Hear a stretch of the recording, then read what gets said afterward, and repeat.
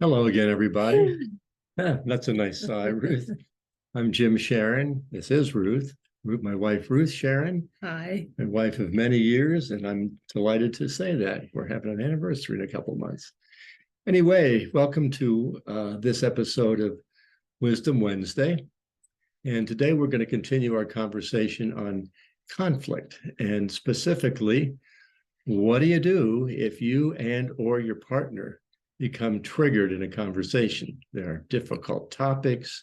There are things which really do surface that get us upset and upended. So we're going to talk about some constructive ways of dealing with those kind of triggers. Absolutely. So first, I'll just say that what I've learned over the years, as Jim said, we've been married since 1970. He didn't say that part. But, when I'm triggered, my old tendency was to blame him. You made me upset. You did this.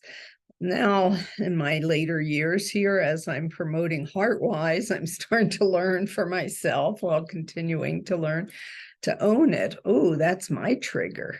You do that well, I'd have to say, 90% of the time. Thank you. So it's an improvement. And I'm just asking you guys to listen to yourself. When you get triggered, is the first impulse to blame, to shame, to attack, to slough it off to the other person? Because what I know, and many of us realize that we have triggers inside. We have unfinished business. We have stuff in storage. Yeah, those buttons that get clicked off. And if I can own it, that's a great start. So let's start there. Yeah, taking that responsibility.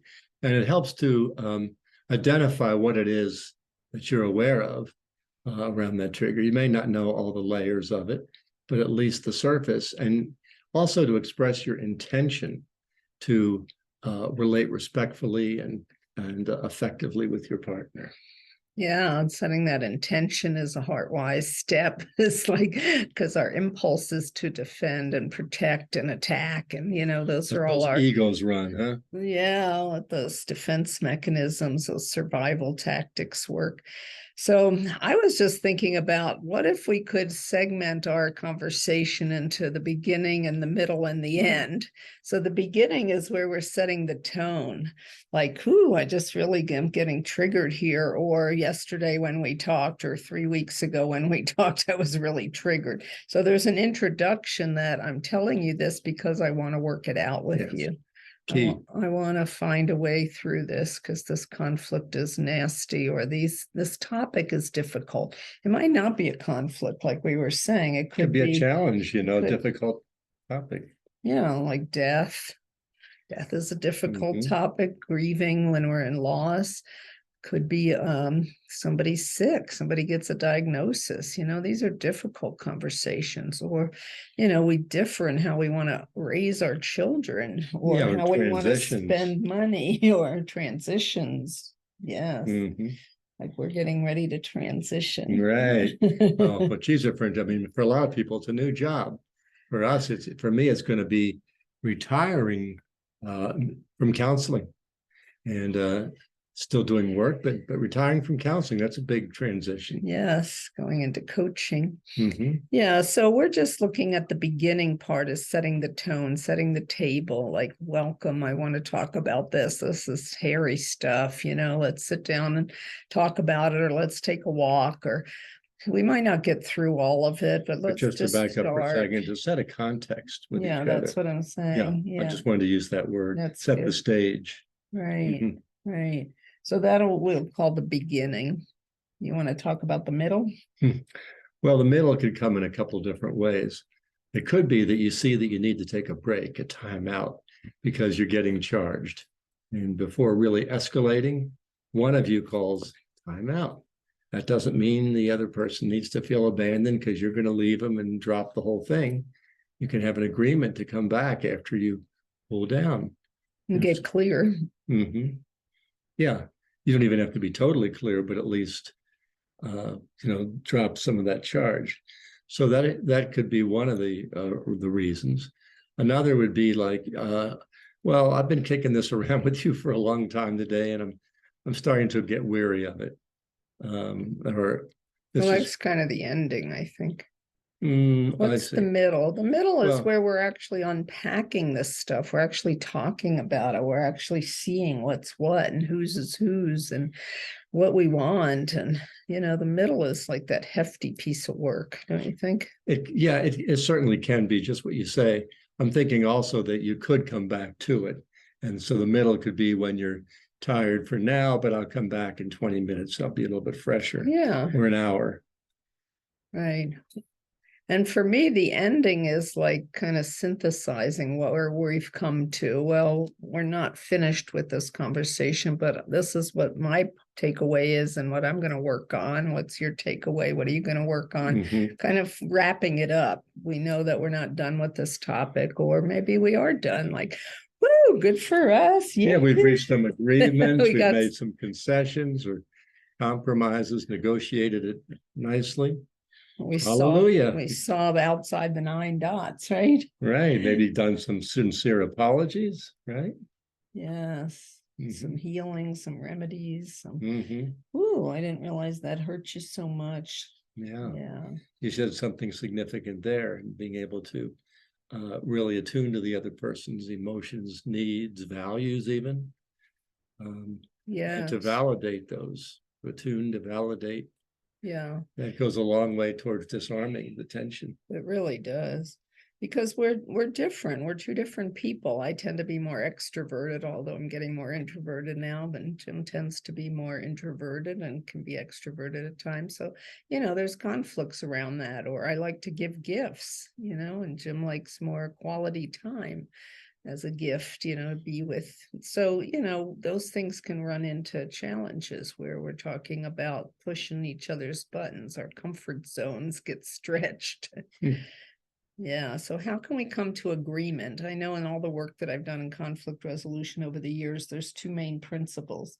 Know what the one problem is that we're talking about and find a resolution to this one thing right now and do it in a way that builds our trust, our relationship, our stability, our well-wishing of each other, our positive regard for And that each other. dredge up all the past and all these tangential things Oh God, that's in the so process. exhausting. Yeah. Let's pile it on and swim through it and get lost and then give up. More like treading water Yeah. or drowning in it. Yeah. Yeah. So we know that conflicts and disagreements and difficult topics are messy, messy business. So as much as we can be heart-wise, we identify the conflict, we set our tone and intention for what it is we want. We work with our own triggers, look for solutions.